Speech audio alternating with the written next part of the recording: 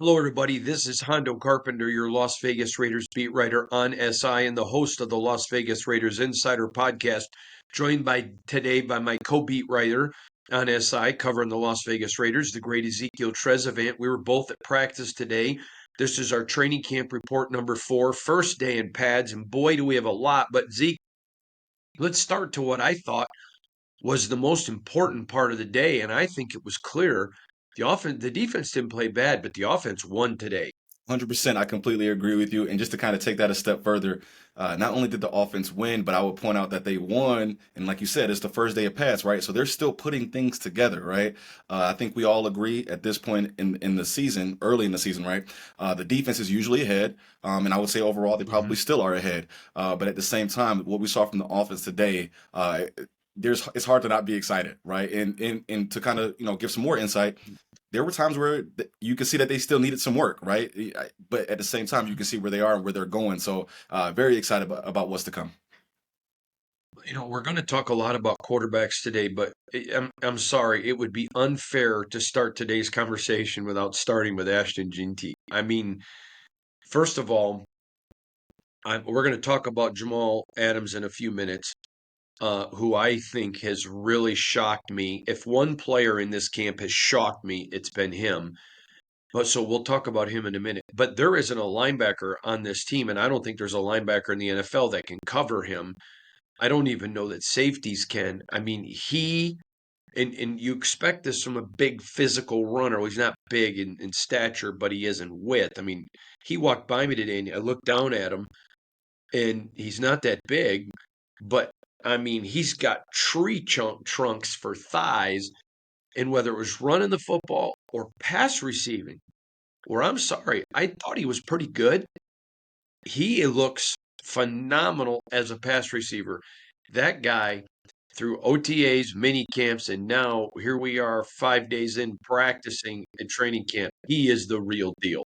Ginty has the goods, man. He has the goods. And again, right, it's still early. They're still ramping up things. We're not being prisoners of the moment. But you can see it. And Hannah, you talked about his legs, his lower. I will go a little bit higher and say, look at his hips down. Look at his Yeah. waist down. And just as thick as he is in his calves, he's just as thick in those hips, man. But the flip side is that he can move those hips. He's got the wiggle, right? Listen, man, it's fun to watch him already. You can see what they have in mind for him. But listen, we've seen him make some cuts out there on the field. We've seen him make nothing out of something out of nothing a couple of times today alone, right? So it's going to be fun to see what he does. But he definitely is as good as advertised for sure. Jamal did the best job covering him and still didn't stop him. But I mean, there was one play in particular where Amari Gainer, he beat Amari so bad that Yeah, Amari just like the whole reaches up and grabs his shirt. Remember, yeah, I think you and I were standing yeah. next to each Uh-huh. other, and Ginty just just Yeah, just kept drug going. him, and did. Kept going. Go ahead. Yeah, no. I was gonna say like you hit it right. Listen, even as he was pulling on Genty's shirt, Ginty just you would think the pulling on the shirt would have slowed him down. Ginty just kept going, just kept going, just kept going. I mean, he looked borderline unstoppable. I don't know how many linebackers, if any, really in the league can guard him 1-on-1. Good luck with that. You might find a couple of safeties, right? There's plenty of talented safeties, but linebackers, no. If you put a linebacker on It ain't Ginty this happening. season, it's you No, put a linebacker on him if you want to. It's gonna turn out bad for you. I encourage everybody to go read my article on what I saw, everything I saw today at camp. We get into a lot more detail in that article than we ever do in the pod. But one of the things is I don't think there's a linebacker in the NFL that can cover him in one-on-one. And his ability to just create, I'm going to make a joke here. He's very tiny. Would you not agree with that? I mean, he's not Yeah, a he's not tall. big. Yeah, he's not a tall guy at all. He's wide, I, he's I muscular, he's strong, but height wise, no, sir. he's the size of a Smurf, so he hid well on that Boise blue carpet but his body is, I mean, he looks like a tree trunk. Man, he's tough and he's fun to watch. I mean, there were a couple times today I'm like, "Ooh, I should probably take notes on that." It's just fun watching him. And it's going to translate, right? In terms of what you're speaking about, how he kind of hid behind the offensive line, that's going to translate. So I think the one thing that we're all both saying is that some of the things that you might knock him on physically, not being the biggest guy out there, he knows how to use that to his advantage. There's one play that happened today. I promise you, I saw multiple big bodies around him. And I was like, okay, well, they're going to stop him. And I promise you, I looked up a split second later and he's running through, right? He's as advertised. Any kind of deficiency you can name in his game, he's learned how to use that to his advantage, including his height, including his size altogether. It's going to be fun to watch him. I think we all know what he can do in terms of running the football. But I think with him coming out of the backfield with all the other weapons that the Raiders have on offense, I mean, somebody should be open every play. It's kind of how I feel. It might not be very open, but somebody should be open. One person should be open every play. I do. I I feel that way. wrote I wrote in my article today after practice, and we literally just came from there. In fact, I know I sound terrible. How can it be 107 degrees and I'm getting a cold? It makes it's ridiculous. So frustrated, I don't get it. But anyways, I wrote in my article that Brock Bowers and Jacoby Myers are going to get double teamed to start the season. But I'm stunned at how good of a weapon he is as a pass catcher. I mean, I thought he was okay. He's been nothing but phenomenal. And any ball that's gotten into his hands, if it touches the skin, you got to bring it in. He's looked great. And at some point, teams are going to have to wonder in passing situations, you can't double team three guys. Right. Exactly. Jacoby Exactly. and Brock are going to really love him. I mean, between the roster and then also that's where Chip Kelly comes in, right? Calling the right plays, drawing it up. I think that's going to benefit everybody. You look at a Michael Mayer, right? That's another guy that should be benefiting off of the play calling, that should be benefiting off of the additional roster Trey pieces. Tucker. Trey Tucker, all of these guys that have been kind of on the back burner because the previous offensive coordinators could not figure out how to use them, that should no longer be a problem. And then again, the roster pieces that they have should only help everybody succeed. So it's going to be hard to stop all the offensive pieces that they have.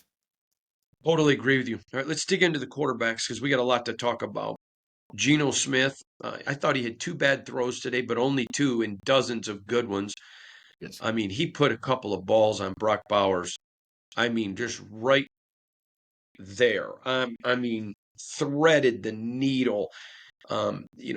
Big bombs. He looked like the supreme leader of the silver and black today. I mean, he's had a great camp, and I think he did nothing today to hurt that. Yeah, yeah, and then you know what? I'll also point out the play he had to Thornton. I think it was early in teams. Yeah. He had a great. It That was a was the touchdown big pass. bomb. It was a bomb, and then I also want to point out the play immediately after the very next play. Max Crosby comes in the backfield and he literally stops the play from going on. And you could kind of tell Max was like, yo, relax. Okay. You guys are doing a good job. Just chill out. You know what I mean? So that's how good Geno was out there. But like you said, right? Geno only had a couple of bad passes, which this is the time of the year for bad passes, right? Work all those kinks out. Mhm. And that's what's fun to me, right? Watching these guys still put it all together, right? You're going to see some bad plays. You're going to see some bad passes. But that's what this time of year is for. And to see them work through that is going to be amazing. All right, let's talk about Aiden O'Connell. I thought he had his best practice of training camp. I mean, I have talked a lot about his quick release, about his body. I've talked about the fact I think he's improved as a player. He needs to get more consistent, but I think he's improved as a player. Today, I thought he was fantastic. Today, I mean, there is no quarterback competition. I feel bad for Aiden that I have to say this every time, but there is a segment of people that want him so badly that anytime you say anything, they misconstrue it. He's starting to look like a QB1. Today was a great day. Physically, he's already there. His quick release is there, and I thought it was his best day that I quite frankly have seen all offseason. And it was the first day in pads, which that should not be, and it was. Yeah, and I also believe he looks a little bit more, a tad bit more mobile, a little bit as well. So Tad bit. Aiden is, no, I'm I just think he saying looks because a lot more mobile. yeah, I know. I just wanted to make sure I wasn't overstating it. But yeah, listen, Aiden has put in the work. You can see the growth that he's had, right? And listen, another player that should he get the opportunity to get on the field, another player that should benefit from the better roster that the Raiders have would be Aiden O'Connell if he hits the field. So he looks good out there. He looks like he's learned. One thing I like about Aiden is that I feel like Aiden knows and he hears the things that he can get better at. And he goes and he Hmm. works on it. And that's one thing I admire about him. So looks like he can be that guy one day down the road. Worst case, he'll be a great backup option for the Raiders this year. All right, and let's talk about Cam Miller. I'm going to tell you, Zeke, I thought it was the kid's best practice today. Again, not as good as Aiden, not as good as Geno, but I thought it was the best that he's had. And he threw some balls now. There was some zingers. I hate to say this, but he looked almost like Randy Johnson throwing some fastballs. I've said it since before the draft. I said it after the draft. From the ankles up, I love everything about this kid. I think he's definitely got a future in this game, but man, I thought it was his best as well. You could tell he's grasping everything mentally, right? And again, that doesn't mean it doesn't happen or that He's not it too big for him. exactly, exactly. So it's not as if he's got to work some kinks out, but you can see the gradual progress. And then, like you said, he's got an arm on him, right? He's got a heater on Mhm. him. So it was definitely cool to see that. But the progress that he's making, the grasping of everything that's being thrown his way, which is a lot. I think a lot of people underestimate or just truly don't know how complex Chip Kelly's scheme can be. But to see quarterback three locking that in, it's pretty good. Talk to me about um, Brock Bowers. I mean, he just he is the same guy. I said this the other day. I feel bad for him, Max Crosby, um, Jacoby, because these guys are so good that you just don't talk about them because they're so good every day. You almost take them for granted. I mean, Brock Bowers, he had catches today that just, and you're like, what? What? It looked like the old Stickum days, like Fred Bolitnikoff. I mean, there was one that literally just touched the pinkies, and I'm like, what? Talk about Brock. Yeah, it kind of to pick up off of what you said in terms of Brock and Max, etc. Those guys are so consistent. I think some of us are spoiled. We get so used to it. There were plays that Brock had today that my mind is blown away. But I thought a lot of people around us are just kind of like, hey, that's just what Brock Bowers does. We're almost used to seeing it from Brock. But you know what you're going to get from him: the consistency, the talent, the hands. You know what you're getting from Brock, and it should be a good second year. It'll be interesting to see what happens. Defenses are going to be focused on him. They got a full year worth of film to watch on him, and they're going to try to find a way to stop him. So how the Raiders and how Bowers adjust to that will be good to see. But he's on track. He's definitely on track. Yeah. He's pretty amazing. All right. I want to go in not a different direction, same direction, but when you talk about Jacoby, same way. He just catches everything. He just does his job. And there are guys like Jacoby and guys like Max, and not Max because he's so vocal, but Jacoby and Brock aren't. Brock's the same guy. He just doesn't have a bad day, does he? He doesn't have the same. He's the same guy in every facet, right? Whether you're interviewing him, whether you watch him play, he's a dude. He's the dude, right? He's just that guy, man. He's a very down to earth guy, and you know what you're getting from him. I think that's what everybody's gonna even learn to like about Brock is that you know what you're getting in him. So Brock is Brock. I want to talk about Malcolm Kuntz because I am well, first of all, I'm rooting for the kid. I root for anybody that bets on himself. But his confidence is back. He's back playing where he was a year ago. He's not even thinking about the injury. He's very confident. He's very fluid. His bend is as good as it's ever been in his career. That guy is set up for a monster year. I'm very impressed watching him. I thought today, and I'm going to be blunt, I wanted to watch him closely because with pads on, you can see, is he scared about an injury? Is he scared about re-injured? No, he looked like the Tasmanian devil. And I mean, there was no fear. His confidence was there. I'd love your thoughts first day in pads, what you thought of Coons.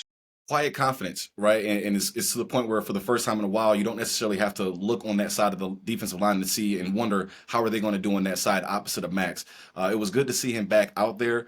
There was no hesitation in his game, and you're right. You come off a major injury, right before the season starts. I think it's natural. I think it's human nature to kind of say, hey, can I go full speed? Am I able to go? Kind of double check. You didn't see that from Malcolm today, so we all expect a big season from him. He's just got to stay healthy, right? If he stays healthy, Malcolm's going to have a good season. So I think for the Raiders, you don't necessarily need a star to be on the opposite end of Max. You just need somebody you can depend on to do the job correctly, and that's what Malcolm is going to do. Okay, so let's stay on this for a minute because I think this is really, really important. A couple of things that stood out to me today was Jeremy Chin. Um, just again directing people. And I'm going to also tell you, I was impressed with his physicality. I know he's a physical guy, but I'm talking about athleticism. He really stood out today. I'd love your thoughts on him. Yeah, Jeremy pops off the screen, right? Anytime he's on the field, you're pretty much you need to know where he's at, or you're gonna know where he's at. And like you said, he's a leader on that back end, vocal, a lot more vocal on the field than he is off the field. I'll say it time and time again. The difference between Jeremy on and off the field in terms of how vocal he is remarkable in a really good way. But yes, physical presence, veteran presence, and I think he's gonna hold down that back end well this year. So great addition by the Raiders. All right, and now I want you to get into another guy because I was happily surprised. What'd you think about Dylan Laube? He had a couple of big plays today. Hey, Dylan. Hey, Dylan was. Hey, I definitely noticed Dylan today. I listen. Sorry to get excited, but yes, Dylan definitely. I'm sorry. Dylan popped today, man. Dylan had some good plays out there. He's showing some fight, right? He's showing, hey, I want to be here. Hey, I deserve to be here, and that's all you can ask from a player in his position is just to put that fight up and let the chips fall where they may. But yeah, he definitely had his few plays today. Looked fast out there. Looked speedy. Looked shifty. But he's definitely got an uphill battle that he's got to fight through this year. What for him? I mean, he's got a battle ahead of him, but putting I mean, did you remember him being that fast? No, I wrote no. that earlier. I didn't remember it. That's why when you just brought him up, I kind of laughed because I that was literally the thought that went through my head. I'm like, that's 23. That's Dylan Laube. So yes, he definitely looked faster out there than I remember him. So that was good to see from him for sure. So if the season started today, and clearly there's a lot more competition left, I think your starters at wide receiver are Jacoby, Trey Tucker, and Dante. Period. I think those three going on reps and everything else have just separated himself. Jack Besh had a really nice red zone touchdown today by Aiden O'Connell, but I don't think yet he's in those top three. What are your thoughts? No, no, no. And it's not necessarily a knock on Besh because he had some tough catches too. That's one thing I'll point out about Jack. I mean, he's going to go over the middle, and even if it's not over the middle, he's going to get those contested catches, whether it's, in the box somewhere or whether it's, over the middle. He had a lot of tough catches, but it's not a knock on him that he's not in that top three. It's just how good those other guys are. And Thornton, man, he looks amazing out there between the size, the speed, the hands. And then having Thornton out there, it kind of plays to Jacoby's strengths and some of the things that he can do as well. They all feed off each other well. So, yes, those are the top three. But the Raiders, I mean, you go 3, 4, or 5, they're pretty deep. I'll say deep at receiver in terms of the versatility that those receivers bring. So I wouldn't sleep on any of those guys even after the top three. So let's get to what I thought was a really unique play today. Geno Smith is throwing a ball to Philip Dorsett, and it was a perfect pass. He's under pressure, but Jalen Smith, the linebacker, I mean, had great coverage on him. Great coverage. You couldn't have had better coverage. And he put the ball where it could be caught, and he caught it. And Geno Smith literally threaded the needle to me. And the thing is when you have a quarterback who's a top 10 to 15 guy, the defense can do their job and still not stop the offense. True or false? I thought that was a play that told me a lot. Very, very, very true. And right, and that's when you just got to tip your hat to the quarterback, right? I've seen that happen a couple times where you're like, hey, that defender couldn't have done any more than what they did. Mhm. And again, you just got to give it to that quarterback. So that's where his experience comes in. Geno's experience comes in. And his skill set, right? That's those kind of things are what the Raiders quarterbacks have been missing for the last 2 seasons is making those passes and making the good passes, the great passes, the simple passes. Geno can do it all, and I think that's what we've seen so far. Yeah, that's a really good point on your part. All right, I want to get into uh, an interesting point, I guess, was Dante Thornton. Just his size and speed makes everyone on the defense miserable. And I think that's something to me that's phenomenal with him. And I'm going to be honest, there was a thought process coming out of Knoxville that he had maybe underperformed. I'm going to say the way he's played since he's got here, I think he was underutilized with the orange and cream. Your thoughts? I think that's where the coaching staff comes in. I think that's where who's coaching the players comes in, right? And then obviously just the difference between a professional coaching staff, I think a lot of things play into that. And Thornton actually today kind of mentioned in terms of the differences between his college offense and the offense here with the Raiders and how it plays more to his advantage. But yeah, I agree with you because I had heard some similar things. I don't want to say necessarily out of Tennessee, but what he was doing and what he had done. I had heard similar things, and it's been almost the complete opposite here underneath Chip Kelly from what I heard. So I think once you get in an offense that he has the right players around him, to where they can benefit him and help him out, and then you get the right coaching staff as well. I think there's going to be so many different things Chip Kelly can do with him that I'm not even sure Chip has drawn it all up yet. So it'll be interesting to see. Let's turn over to the defense. Max Crosby, I've already talked about him, but I'm going to say it again. He's not human, is he? Until next time he gets cut, I'm going to make sure there's no mechanical under there because I think he's a cyborg. Hey, Max, listen, there's literally not enough words to explain how good of a defensive end he is, how great of a defensive end he is. And, that play that I brought up earlier in terms of how he shut things down, Max could shut down the whole practice if he wanted to. That's kind of what that play reminded me. If he wanted to, the offense wouldn't get a playoff. And I think another offensive coordinator with the Raiders has said that before, but it's the truth, right? The effort he Yeah. brings every play. Unreal. Unreal. It's every practice play. It's every game play. It never stops. It never stops. I've always admired his motor. It's hard to beat Max. It's hard to beat Max. It's hard to contend with Max. Even in the drills today, against like the little practice dummies, Max went first and it was like, Max, relax, man. Like, take a chill pill. But that's all he knows. He only knows one speed. It's full speed. And you got to admire it. Okay, I am going to re-nickname him. I don't think the Condor is fierce enough. We're going to start calling him Darth Crosby. Darth Crosby. I love it. I love it. Listen, he is worth a nickname of that kind. Max is amazing, man. You always have to know where Max is and keep that eye on him for sure. Let's talk about DeCamerion Richardson. This guy playing really well. And he had a beautiful pick of Geno Smith in the red zone today. And again, he just keeps stacking good practices. He is one of those players that, while underrated and while we don't really talk about him much, if he can take the next step, that would be him specifically. That would be huge for the Raiders. Uh, Talent is undeniable, right? But at the same time, last year he had his lumps. He took his lumps, right? There was a learning curve last year, so that was a player that I've even written articles like, hey, they need him to step up. The interception today was huge. I think it was huge for his confidence. It was huge for him to know, like, hey, I can compete on this level. Because last year it wasn't the best. I'm not gonna. Last year you could see that we needed some progress from him, and you could see some over the offseason into the start of this season. So congratulations to him. He had a great practice today, but he's still got to keep on doing it going forward. Yeah, I thought for a rookie, though, when you look at how he finished, I thought he had a pretty good year, but I agree with you. It was a rookie year for sure. Let's talk about Darian Porter. This is a rook who's played well.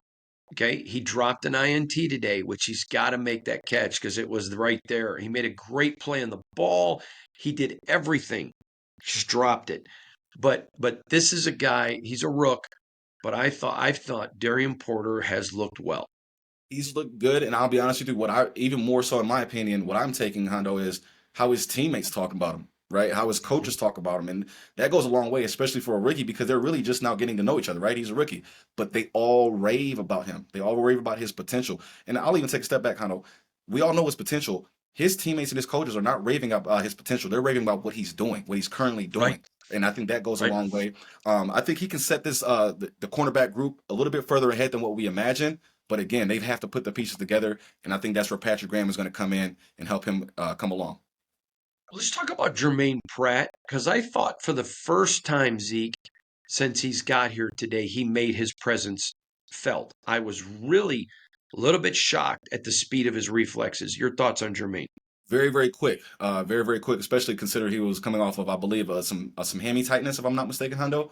So Mhm. for him to still have that quickness, what's going to happen when that hammy tightness is completely gone, right? You can only see wait and see. So yes, he's going to be a great addition to the linebacker group. The linebacker group in general, Hondo, is again, I think it's good. I think it's about as good as it could have gotten considering all that, where they are. So it'll be interesting to see where they go. But Pratt, I think the jury is still out. But what we've seen so far is promising. All right. I'm going to talk about a guy that I think's going to surprise some people. And it's a guy that I think some people have overlooked.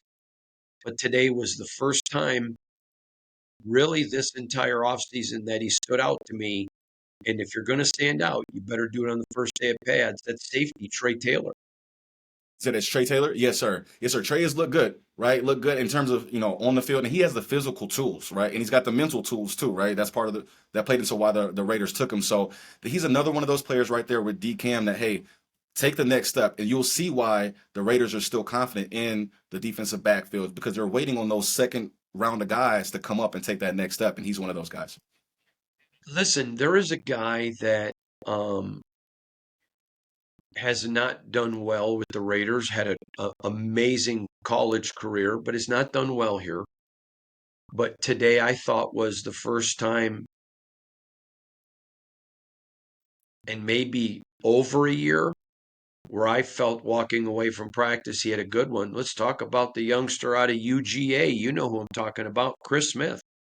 Yeah, Chris, man, again, talent is there, but he's been one of those guys that they've had to develop. Development is the word with Chris, and you can see that they tried to do it a little bit last year, and they're still trying to do it this year. But Chris has some growth, right? He's got some battling to do, but it's all there. He just has to put the pieces together, really. So it was definitely good to see him out there taking the next step. I believe in that kid so much. I'm not, and I was glad for him, and I thought it was really good. All right, I want to talk about um, an interesting Jamal Adams, and we've mentioned him earlier about I think he's the best coverage linebacker, but this is a guy moving from safety to linebacker. Now you're too young to remember this, but years ago when Jimmy Johnson went from Oklahoma State to Miami Hurricanes, down and coached there, he was known. He would take his slowest linebackers and make them defensive ends. His slowest defensive ends, move them into tackle. He took his slowest safeties, made them into linebackers, et cetera, et cetera. He wanted speed, so he kept doing speed. Now, Jamal is not slow, but Pete Carroll went a little bit mad scientist here and said, let's give him a look at linebacker. And I think it's already clear he's the best coverage linebacker in this Raiders team. I think Jamal Adams has had a great camp. I'd love your thoughts on Jamal. He's had a great camp. Now, I would also just kind of, in my opinion, I think just bear with me for a second, Hondo. I think what they're doing with Jamal shows their confidence in their safeties, right? It shows their confidence in Chin. It shows their confidence in IPM that they can say, hey, we brought in Jamal, but we're going to kind of change that position for him. So I think it speaks to their confidence in the safeties. But I'll also say, obviously, like you just pointed out, it points to his confidence in Jamal and his ability to pick up things very, very quickly, even though it's technically a new position. I feel like, in a way, this is similar in a way to how they use Devon Diablo, right? Kind of switching it from DB. I know, again, different positions technically, but switching from DB, put him at linebacker. And what that does is it puts them it gives the offense a little bit of a mismatch, right? The defense is mismatching against the offense because guess what? You're putting Jamal at linebacker. You already know he's great against the run, right? Think about all the other things you can do with him in terms of on the defensive side of the field. So great run stopper. I think it adds flexibility to that linebacker group. And they're already good at linebacker, right? In my opinion, right? You still got Devin White there. You still got a Landon. And now you got Jamal. It's like they can do a lot of different things there. So they turned what was a weakness, in my opinion, the linebacker group after Spillane left, et cetera. They turned that from a weakness to, one of the stronger points on the defense. Okay. Last guy I want to talk about, my guy, Tommy freaking Ikenberg. He's getting reps with ones, not Yes. all the time, Yes. but my Some. guy, Yeah. I am not on the Ikenberg train. Choo choo. I'm driving Yeah. it. Yeah. So yeah. I definitely, again, what I saw that too, right? In terms of he's getting reps, right? And that's how you start to get the majority of the reps. Is you start by getting some of the first team reps, right? So you can see the progress that he's making. And again, right, they're getting every level, starter, backup, third level. All those guys are getting some time. But Tommy, man, he's coming along. And you know how I feel about my linebacker. So yeah, Tommy's coming along for sure. All right. So we have to address the elephant in the room on an issue. And Zeke, you can tell the people if this is accurate or not. But earlier today, um, Adam Schefter tweeted out, quote, more about Christian Wilkins, who was released by the Las Vegas Raiders on Thursday, kissing a fellow team member on the head and the teammate taking offense to it, unquote. Now, you tell the people at home, Were we or were we not made aware of this before this was public? Yeah, Hondo. We No, were. no. I'm gonna defer to you on this one.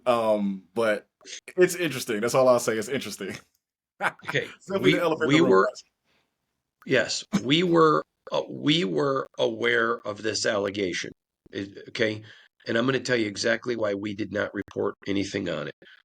And that was something like that is very salacious, and we are going to have to get confirmation. That's not going to, we're not running that from one source. It's going to have to come from more. So I want to make it aware without saying anything that we were certainly aware that this allegation was floating.